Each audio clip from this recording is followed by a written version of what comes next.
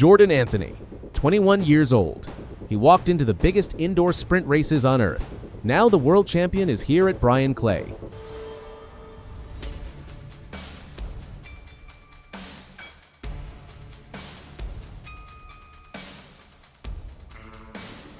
Jordan Anthony was not built in a sprint academy. He grew up in Tylertown, Mississippi, a town of fewer than 2,000 people, where Friday nights meant football, not track finals. He was a wide receiver who also happened to run fast. For most of his early life, the two sports shared equal billing. The journey was not perfectly smooth. In 2021, while still in high school, he fractured his hip and missed half of his football season. It is the kind of injury that changes everything for most young athletes. But Anthony came back to both sports, enrolling at the University of Kentucky in 2022 as a dual athlete, wide receiver and sprinter. He later transferred to Texas A&M for a season before finding his home at the University of Arkansas. Ahead of the 2024 to 2025 college season, he walked away from football completely and went all in on track. No receiver routes, no game film, just the blocks, the lanes, and the clock. The results came fast. He won the 2025 NCAA Indoor Championship in the 60 meters. He won the 2025 NCAA Outdoor Championship in the 100 meters, coming out of the outside lane and winning by 0.03 of a second. He won the Bowerman Award, which is the highest individual honor in American college track and field. In the summer of 2025, he turned professional. Less than 9 months later, he would be the world champion. "Who would have thought I'd have been in this sport playing football?" he said before the biggest race of his career. The sprint world's first real look at what Anthony could do as a professional came on February 13th, 2026, at the Tyson Invitational in Fayetteville, Arkansas. He ran 6.43 seconds in the 60 meters. That was the fastest 60-meter time in the entire world at that point in 2026. A number like that, at a tune-up meet in front of a college crowd, that is not normal. That is a sprinter telling the world exactly what is coming. 2 weeks later, everyone would find out if he could back it up.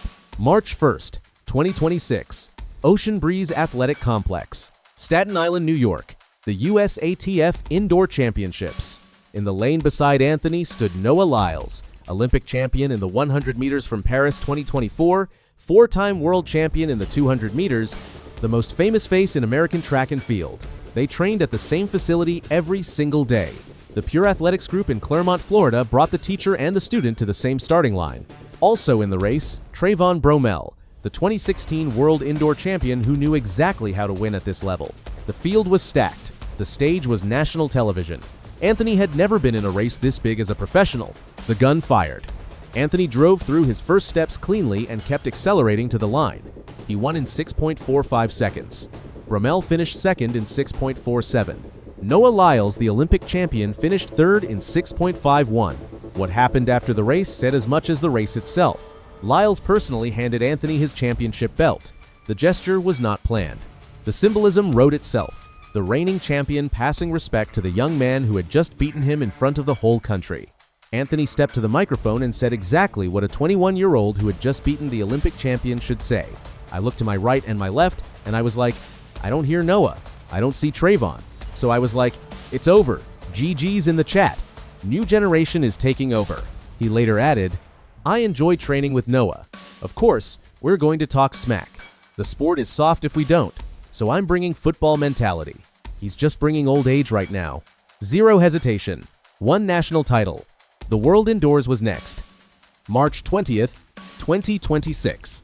Torun, Poland. The World Athletics Indoor Championships. Before this trip, Jordan Anthony had never left the United States. No overseas meets, no passport stamps. His entire athletic life had taken place in Mississippi, Kentucky, Texas, Arkansas, and Florida. Now he was standing inside the Kujawsko-Pomorska Arena in Poland for his first major international championship against the best 60-meter runners alive. The semifinal sent a warning. Trayvon Bromell, competing exactly 10 years after he won this same title in Portland, ran 6.42 seconds, equaling his personal best and edging Anthony's 6.43. Bromell looked like a man who had been waiting years for a moment like this one. The final brought 8 of the fastest indoor sprinters on Earth to the same 8 lanes. Keishane Thompson of Jamaica had won silver at the Paris Olympics in the 100 meters. Jeremiah Azu of Great Britain was the defending world indoor 60-meter champion. The field had more experience between them than most athletes accumulate in entire careers. Before the final, Anthony had spoken with Lyles on the phone. "Nothing can stop me," he told the press. "Noah told me before I got here, be used to the unexpected. You never know what might happen." The gun went off. Anthony's block clearance was decisive. He built through the middle of the race, and in the final 10 meters, no one was coming.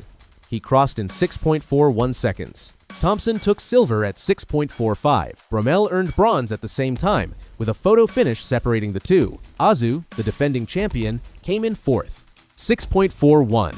That time ranks as the joint fourth fastest 60-meter run in history at any level anywhere in the world.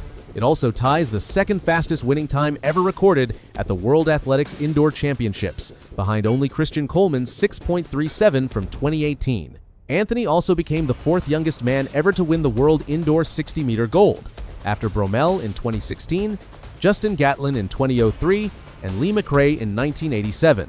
"This felt easy for me," he said after the medal ceremony. "This proves to me I picked the right sport.